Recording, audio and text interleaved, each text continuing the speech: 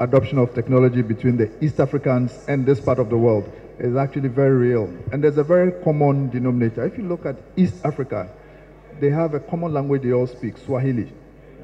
Okay, everybody actually speaks Swahili, and that's what led to the rapid rise of M-Pesa, for instance, because it was easy for everybody to use the language.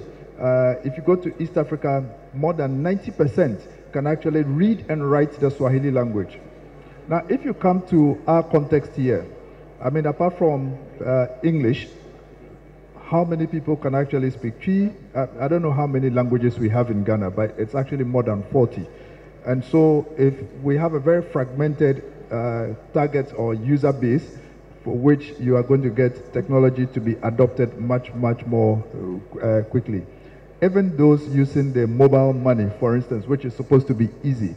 And I think that I went with a group to study the use of mobile tech. There are a lot of people who get it, but they actually have to give it to somebody who can read or interpret the message on their phone for them to be able to perform the transactions. And so if you look at this particular context, then you notice that adoption of technology here will be much slower than East Africa. Now, that's not to say that we can't come up with innovative ways of trying to bridge that gap.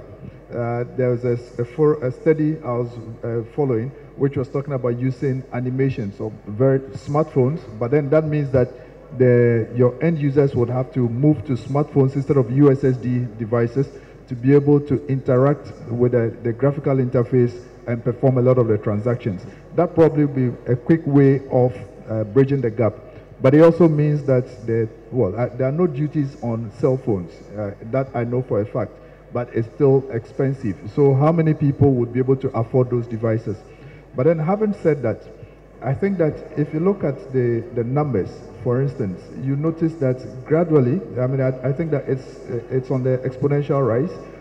A lot more people are switching to mobile, and I think that we'll probably be catching up with them. I give ourselves about another 5 years, we will catch up with them. 5 years may seem like a long time if you're a developer or you're a tech person, but then you have to look at where you're coming from. You need to increase or get a lot more people to be educated, to be able to speak passable English and to be able to write English. Otherwise, the interaction is definitely going to be very difficult for them.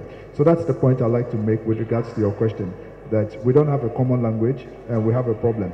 And that's why West Africa, Nigeria is the biggest when it comes to mobile tech, because they all speak Pidgin. And so a lot of their developments actually even use Pidgin or English, and almost everybody can use the technology. So we have a lot of work to do.